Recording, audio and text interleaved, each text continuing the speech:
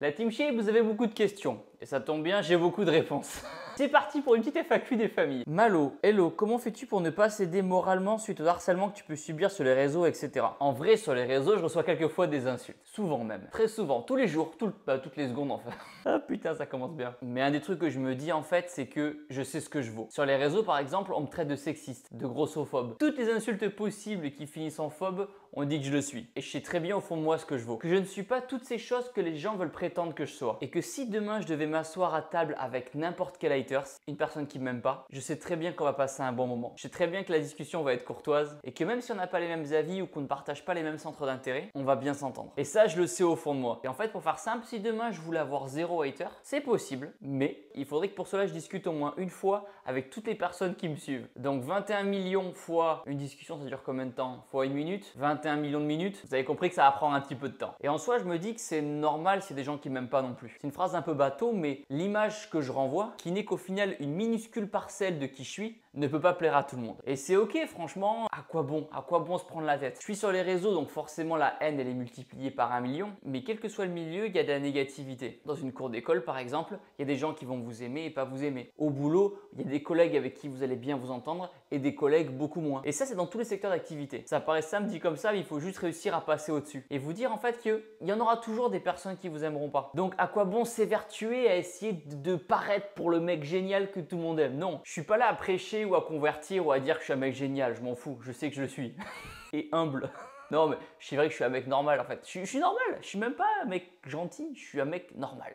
Vraiment, casse pas trois pattes à un canard. Casser trois pattes à un canard. Je vais avoir toutes les associations de défense pour animaux qui vont me tomber dessus. Je rigole. Quoique des fois, je me dis que certains animaux valent beaucoup plus que beaucoup d'humains. Donc pour encaisser entre guillemets les méchants commentaires sur les réseaux, dites-vous qu'il y en aura toujours. Donc à quoi bon se fatiguer à y répondre ou à changer la donne? De 2, utilisez votre énergie sur vous-même, améliorez-vous, plutôt que répondre à des méchants commentaires, allez courir, allez faire une séance de sport et vous allez voir que vous serez beaucoup plus détendu après. Oui, je n'en ai pas parlé effectivement. Un truc qui est vachement utile, c'est que quand vous recevez par exemple beaucoup de haine ou il y a vraiment un truc qui vous saoule, même pas de la haine, un truc qui vous gave dans votre journée, un mec qui vous répond mal, votre patron qui vous fait chier, un collègue, un prof, qu'importe. Plutôt que de répondre et rentrer directement dans le conflit, prenez 1 heure pour faire votre séance de sport, déchargez tout ça, allez courir, salle, crossfit, sport de combat, ce que vous voulez. Et puis vous allez voir qu'en ayant fini votre séance, vous serez détendu et vous n'aurez plus du tout envie de rentrer dans le conflit. Donc voilà, quelques petites astuces comme ça. Pour quand est prévu le mariage avec Juju Fitcat? On devait se marier initialement en juillet 2024, là au moment où je tourne la vidéo. Mais pour la faire courte, on a eu beaucoup de boulot, que ce soit de son côté ou du mien. Et on avait l'impression de bâcler un peu les préparatifs du mariage. On n'était pas concentré à fond là-dedans. Et on trouvait ça dommage parce que techniquement, officiellement, on se marie qu'une fois dans sa vie. Attention, j'ai absolument rien contre les personnes qui se marient plusieurs fois dans leur vie. Grand bien face à chacun. Le but, c'est que chacun soit heureux, c'est tout. Si la fille, elle est malheureuse, elle va pas rester mariée toute sa vie à un connard. Voilà. Qu'on soit clair. Vaut mieux divorcer qu'être malheureux toute sa vie. Donc voilà, trop de boulot dans les deux sens. Et on s'est dit qu'on va le reporter plutôt à mai 2025. De façon à y aller tranquillement, piano, doucement. Et savourer quand même cet instant un minimum. Surtout que si on s'était marié initialement en juillet 2024, genre 2 jours après le mariage, Juju elle devait partir en tournage, enchaîner de suite. Et on n'aurait pas du tout savouré l'instant. Enfin voilà. Plein de choses qui ont fait que vaut mieux décaler. En plus, moi j'avais une séance PEC, comme ça je ne l'ai pas décalé. Ça a arrangé tout le monde. Prochaine question. Tu rejoues quand à Dofus? Dofus, pour ceux qui ne connaissent pas, c'est un jeu vidéo qui a été très populaire dans les années 2000, je crois. Et moi, j'ai redoublé ma seconde parce que je jouais trop à ce jeu. C'est un jeu français, je précise. Et j'ai jamais voulu y rejouer parce que j'étais trop accro. Donc, je regarde par-ci par-là des live Twitch ou des vidéos YouTube qui en parlent pour me tenir un peu au courant et parce qu'il y a un côté nostalgie aussi quand j'entends des gens qui jouent à ce jeu. Mais je préfère pas y jouer. Je préfère faire mon sport et des vidéos. Après, je trouve ça génial qu'il y ait des plateformes comme Twitch qui permettent à des gamers qui jouaient à des jeux vidéo quand ils étaient petits de pouvoir continuer à jouer à des jeux vidéo aujourd'hui et surtout en vivre. Ça, c'est incroyable. Dans une autre vie, j'aurais été un gamer. Voilà. Pas dans cette vie-là. Dans une autre vie, c'est sûr. T'en penses quoi des gens qui flexent sur les réseaux alors qu'ils se piquent? Alors déjà, de une, je l'ai toujours dit, et je continuerai à le dire, je n'ai absolument rien contre les personnes qui prennent des produits dopants, en l'occurrence des stéroïdes, et j'ai rien contre eux, franchement, ils font ce qu'ils veulent. Ils emmerdent personne, ils font ça dans leur coin, chacun est libre. Mais moi, mon rôle, c'est quand même de vous mettre en garde, de rappeler que les stéroïdes et les produits dopants, c'est illégal. Illégal, dangereux. Alors oui, ça marche, oui, vous allez avoir des gros muscles et des grosses veines, ce qu'on veut tous, mais il y a tellement de risques pour la santé, ça vaut pas le coup. Transpiration hardcore, acné, cancer, hypertension, troubles de l'érection, troubles mentaux. Honnêtement, pour y avoir pensé moi aussi à en prendre, le jeu en vaut pas la chandelle. Pas du tout. Et aujourd'hui, en vrai, à 30 ans passés, je trouve que ça a été le meilleur move de ma vie de jamais avoir pris de produits dopants. Alors oui, c'est sûr, ça fait 10 ans que j'ai le même physique. Mais je préfère avoir le physique stable que j'ai aujourd'hui et garder ma santé physique et mentale. Surtout quand les personnes prennent des produits dopants juste pour être beau sur la plage ou Instagram. À la limite, c'est votre métier, vous êtes compétiteur, IFBB, Mister Olympia, ce que vous voulez, il n'y a pas le choix. C'est là-bas, Mister Olympia, ils sont tous dopés. Après, attention, le dopage, c'est pas que dans le bodybuilding. Il y en a dans le foot, il y en a dans le rugby, il y en a dans l'athlétisme. J'ai fait un tweet par rapport à ça il n'y a pas longtemps où j'expliquais que le dopage était présent dans beaucoup de sports de haut niveau. Attention, tous les athlètes de haut niveau ne prennent pas de produits dopants. Surtout en France où les contrôles antidopage ils sont vraiment hardcore. Les mecs qui viennent chez toi, tu dois pointer, dire où t'es en vacances. À n'importe quelle heure du jour ou de la nuit quand tu es athlète de haut niveau professionnel, ils peuvent te faire pisser pour voir si tu es dopé ou pas. Donc non, les athlètes français en l'occurrence, ils sont très loin d'être tous dopés à haut niveau. Mais ça existe et vous ne me ferez pas dire le contraire. Et c'est encore plus fréquent dans d'autres pays comme Russie, États-Unis, etc. À quand un junior in shape à l'occasion? Pour être sincère avec vous, moi je pense que intérieurement je suis prêt. Vu que je suis un grand gamin, bah du coup moi j'aurai un copain avec qui jouer, mais j'attends tout simplement que Juju soit prête. Pas la pression, on prend le temps qu'il faut. Faut pas que la femme qui va être enceinte soit stressée et fasse un enfant juste parce qu'il faut. Donc quand elle sera prête, je serai prêt. Enfin j'espère que je serai toujours prêt. Non, normalement c'est bon. Je décalerai ma séance jambes au pire, mais je m'organiserai. Donc voilà, c'est son corps. Surtout que toutes les grossesses ne sont pas pareilles. Il y a des femmes qui ont la chance de pouvoir faire du sport jusqu'à la fin de leur grossesse. Et pour d'autres femmes, malheureusement, qui ont moins de chance, elles sont alitées par exemple. Donc je peux comprendre que quand on est sportive, c'est quand même une décision importante à prendre. Je me dis que si c'était moi par exemple qui était sportive et qui devait porter un bébé, si on me dit demain tu as un bébé, du coup tu auras moins d'abdos, moins de sport, il faut être prêt psychologiquement. Donc affaire à suivre. Tu prévois de faire des compétitions dans un sport de combat? Ben je l'ai déjà fait du coup. Pour ceux qui n'ont pas vu, j'ai fait un combat de boxe il y a à peu près un mois et demi. C'était une expérience incroyable. Dédicace encore à Thomas, mon adversaire. Je vous invite vraiment à regarder la vidéo parce que j'ai mis 2-3 ans de ma vie quand même dans cette vidéo. Après, est-ce que je vais vouloir faire d'autres compétitions? Pas pour l'instant. Je continue la boxe en loisir. Préparer ce combat de boxe, ça a vraiment été beaucoup d'énergie et je suis très content du résultat parce que je partais de très loin en boxe, oui. Mais là, j'ai envie de me recentrer un petit peu plus sur ma chaîne YouTube, mon physique et d'autres projets à droite à gauche. Mais j'ai quand même découvert ces 3 dernières années un magnifique sport qu'est la boxe anglaise. Et mon seul regret en vrai, c'est de ne pas avoir commencé plus tôt. Je suis le premier à le dire, il n'y a pas d'âge pour commencer le sport. Notamment moi qui ai commencé la boxe à 30 ans. Mais c'est vrai que niveau coordination et tout, putain, c'est un bordel. Si j'avais commencé la boxe à 12 ans, là, ça aurait été magnifique. Mais bon, voilà, pas de regret. Maintenant que tu es youtubeur numéro 1, quel est ton objectif? Vous le connaissez? Ministre des Sports? Quelle question? Le mec a de l'ambition... Chef de l'univers après. Non, plus sérieusement, comme je disais il n'y a pas longtemps en interview, moi le sport m'a tellement aidé et je suis sûr qu'il peut aider encore des milliers, des millions de personnes. Et c'est vrai qu'en France, on a de grands champions sportifs, mais quand on pense France, on pense pas au sport. On pense au luxe, on pense à la gastronomie, on pense à la baguette et au croissant, mais on pense pas forcément à la force physique ou à l'entretien physique. Et c'est dommage, l'un n'empêche pas l'autre. On peut très bien manger des croissants et faire du sport en plus. Donc pour moi, il y a vraiment un truc à jouer. Je dis des bêtises, mais par exemple, ça pourrait très bien être d'augmenter le coefficient du sport à l'école pour ainsi donner plus d'importance à la discipline, motiver les parents à faire bouger leurs enfants. Par exemple, aujourd'hui, si le sport c'est coefficient 1, alors je sais plus aujourd'hui comment ça se passe les coefficients, mais si aujourd'hui le sport est coefficient 1 à l'école, forcément les parents vont vouloir mettre plus d'énergie à ce que l'enfant travaille son français, ses maths. Mais si demain, au lieu de mettre le sport coefficient 1, on le met coefficient 2, 3, ben là ça change. Là peut-être que les parents vont dire ok, fais des maths, fais du français, mais va courir un petit peu. Parce que tu as besoin d'avoir au moins 10 en sport pour passer dans la classe supérieure. Et ça, malheureusement, même avec toute la volonté du monde, c'est pas moi en tant que youtubeur qui peut prendre une telle décision. Même à tout moment, ça va être au ministère de l'Éducation ou quelque chose comme ça. Mais voilà, il peut y avoir des discussions en tout cas. On peut évoquer le sujet. Et pourquoi pas faire rembourser des séances de sport par la Sécu? Vu que pratiquer une activité sportive permet de réduire drastiquement le nombre de maladies. Je pense qu'il ferait des économies quand même hein, si on faisait tous du sport. Enfin voilà. Dites-moi ce que vous en pensez en commentaire, si vous avez des mesures à proposer. Comme ça, quand je serai à l'Assemblée nationale, je lirai vos commentaires pendant qu'on votera les lois. Au moins, comme ça, vous aurez votre mot à dire. Et il y aura la preuve. Salut Thibaut, que penses-tu des youtubeurs refusant de travailler avec toi à cause de tes valeurs et de ton contenu et qui ne sont pas forcément corrects à ton égard, surtout dans le contexte actuel en France? Je pense que tu parlais par rapport aux législatives. Écoute, il y a 10 ans, je t'aurais dit que ça m'aurait affecté entre guillemets que des youtubeurs veulent pas faire des feats, etc. Mais aujourd'hui, j'ai pris un recul. Franchement, c'est comme la célèbre phrase, je préfère être seul que mal accompagné. Et en tant que youtubeur, on ne peut pas se forcer à faire un feat, un featuring avec telle ou telle personne juste parce que ça va faire des vues. Alors oui, il y en a qui le font, grand bien leur face, mais je pense que le plus important, c'est quand même être en accord avec ses valeurs propres. Je peux comprendre que s'il y a des collègues youtubeurs qui partagent pas les mêmes avis que moi, surtout que j'affiche mes avis, ils se sentent un petit peu effrayé quelque part par l'image que ça peut renvoyer de faire un feat avec moi par exemple et par tous les commentaires qu'ils peuvent recevoir de leur communauté. Et je peux le comprendre, il n'y a aucun souci. Mais encore une fois, aujourd'hui on est plus de 21 millions sur la chaîne, il n'y a personne qui m'a aidé, il n'y a pas un YouTuber qui m'a aidé. J'ai eu la chance de faire beaucoup de feats avec des collègues incroyables et j'ai kiffé chacun des feats que j'ai fait sur ma chaîne. Et les seules personnes qui m'ont aidé aujourd'hui à atteindre ce chiffre de 21 millions, c'est ma famille, mes amis proches, ma chérie, mon équipe et vous bien sûr parce que vous êtes là. Et c'est tout. Ah si, bien sûr, on embrasse les Indiens, les Pakistanais, le Brésil, qui aujourd'hui, c'est vrai, s'abonne en masse grâce à tous les shorts que je fais. Mais les shorts, c'est moi qui les fais. Et au-delà de tout ça, au-delà des 21 millions d'abonnés ou quoi, je me sens bien. Je me sens en accord avec mes valeurs. Je me sens aligné. Je sais d'où je viens. Je sais ce que je fais et je sais où je vais. Et c'est pas grave s'il y a des stars, des influenceurs, des youtubeurs qui refusent de travailler avec moi. Du travail, il y en a pour tout le monde. Je m'ennuie pas. Mes journées de 6h du matin à 23h, elles sont full, elles sont blindées. Et encore, j'ai pas d'enfant, putain. Ça va être une autre organisation.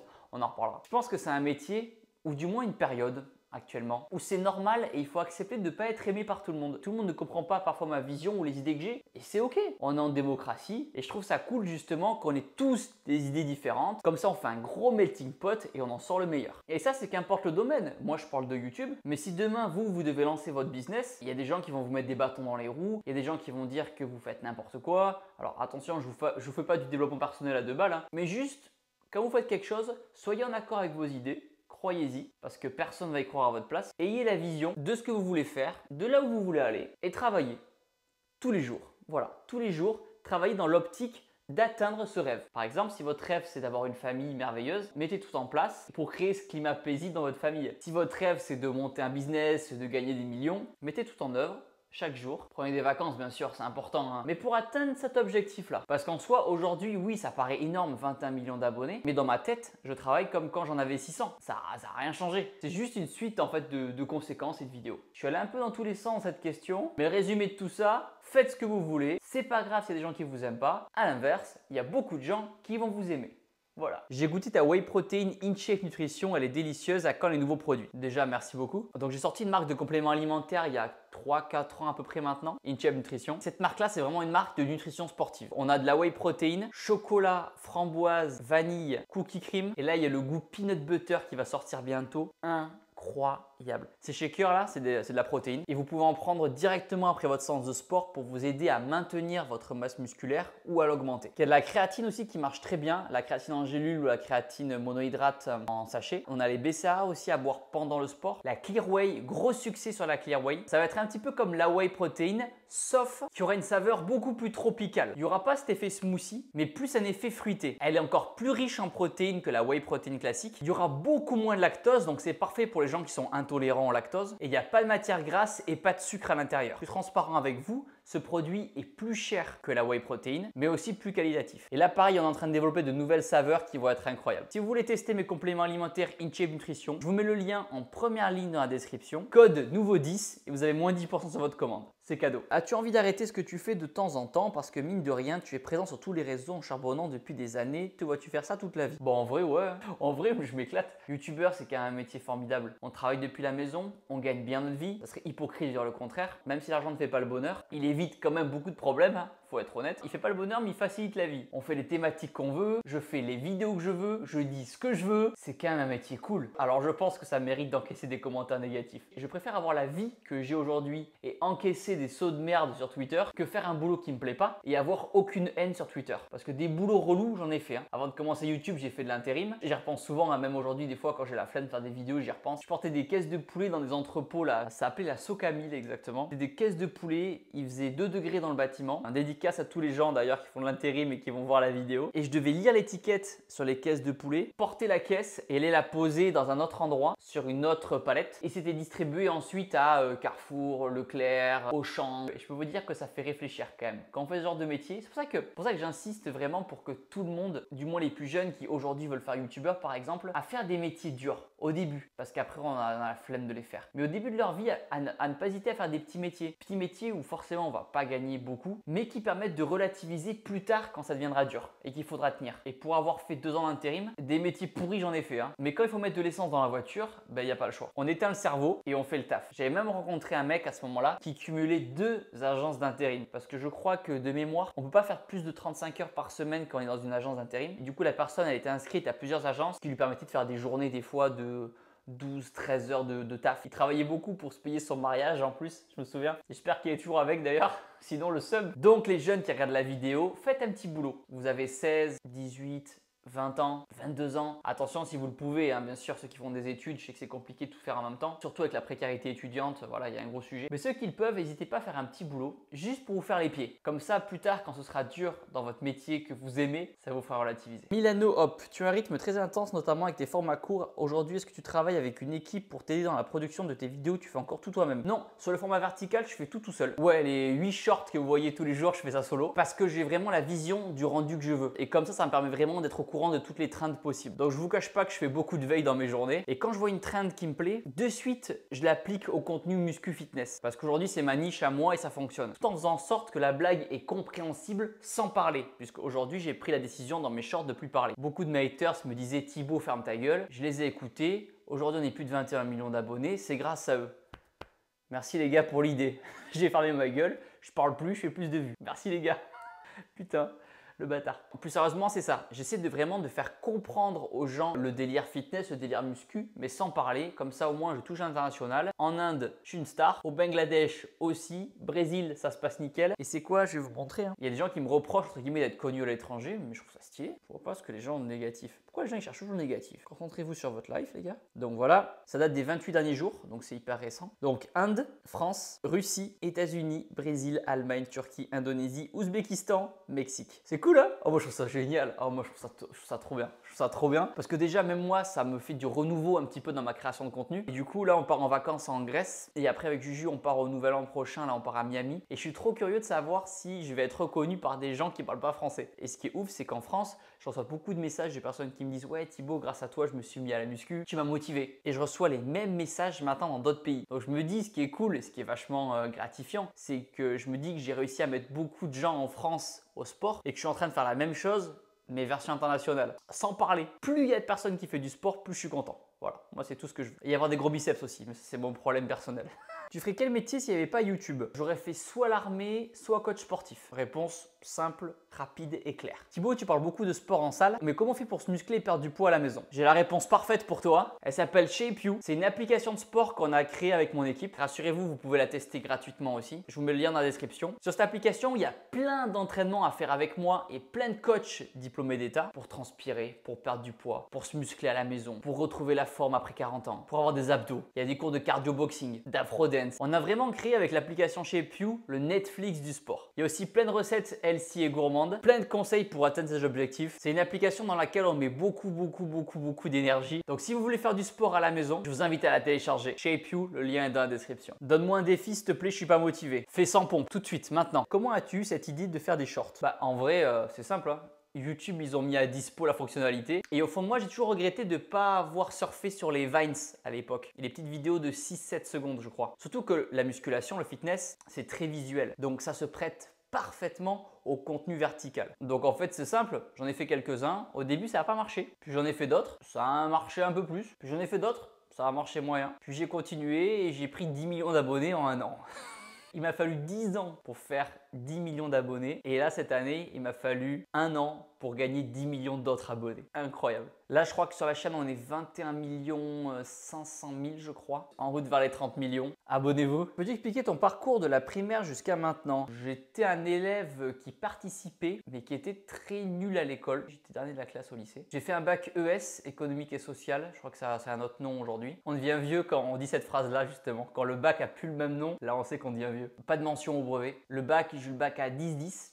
Pas de mention. J'ai fait une école de commerce, licence, bac plus 3. J'étais moyen nul. Voilà, il y a moyen et il y a moyen nul. Je l'explique, c'est très simple. C'est parce que j'avais pas de motivation particulière à rejoindre telle ou telle école ou à faire tel ou tel métier. Aujourd'hui, c'est vrai que pour réussir dans un domaine, je pense, d'expérience, il faut un objectif. Par exemple, un jeune qui a 20 ans et qui veut devenir ingénieur aéronautique, et ben, il va faire des écoles, il va travailler, il veut devenir par exemple pilote d'avion. Il va comprendre que les maths, il en a besoin, que de la physique, il en a besoin, et du coup, il va faire une filière S. Et il va avoir cet objectif-là. Comme aujourd'hui, quand on veut se muscler, eh ben on met tout en place. On mange bien, on s'entraîne bien, on ne boit pas d'alcool, on ne fume pas, on dort bien, on s'entraîne dur. On met tout en place vers cet objectif-là. Et personnellement, à ce moment-là de ma vie, je n'avais pas d'objectif professionnel particulier. Par exemple, si à l'époque je m'étais dit ça peut être cool de faire l'école des officiers Saint-Cyr, une école militaire, peut-être que je me serais dit tiens, j'aurais tout mis en place pour prétendre à cette école-là. Mais en l'occurrence, comme je ne savais pas où j'allais, je n'avais pas des très bonnes notes. C'est pour ça que j'invite un petit peu tous les jeunes qui me suivent et qui vont regarder cette vidéo. Je sais que c'est très dur quand on est jeune de savoir où on veut aller et ce qu'on veut faire. Mais essayez de voir quel métier, en vous projetant un petit peu, au moins à court terme, parce qu'aujourd'hui on change régulièrement de métier, mais essayez de voir ce que vous aimez faire dans la vie déjà de une, et à partir de ce que vous aimez faire, comment gagner de l'argent en fait avec ce que vous aimez faire. Par exemple, moi j'aimais faire de la muscu, aujourd'hui je gagne de l'argent grâce à la muscu. Quelqu'un qui est fort en dessin, il gagne de l'argent en faisant par exemple des bandes dessinées ou autre. Jeux vidéo, pareil, il aime les jeux vidéo, mais il devient streamer sur Twitch et hop, il gagne ça. Il y a plusieurs parallèles intéressants. Et du coup, essayez de voir ce que vous aimez, voilà, aujourd'hui à l'instant T, même si les passions évoluent, et voir comment vous pouvez transformer ça du coup en métier, un vrai métier où vous gagnez de l'argent. Et en fonction de ça, vous allez comprendre si vous devez être meilleur aux jeux vidéo par exemple pour devenir un streamer et faire de l'e-sport par exemple. Est-ce que vous devez être, je sais pas, faire plus de sport pour être nageur olympique et prétendre à devenir sportif professionnel? Est-ce que vous devez travailler plus en maths pour devenir pilote? Vous avez compris l'idée, voilà, vous avez compris l'idée. Ça pour dire que pour moi, des enfants qui sont nuls à l'école, c'est pas qu'ils sont nuls à l'école, c'est juste qu'ils manquent d'objectifs, ils manquent de visibilité.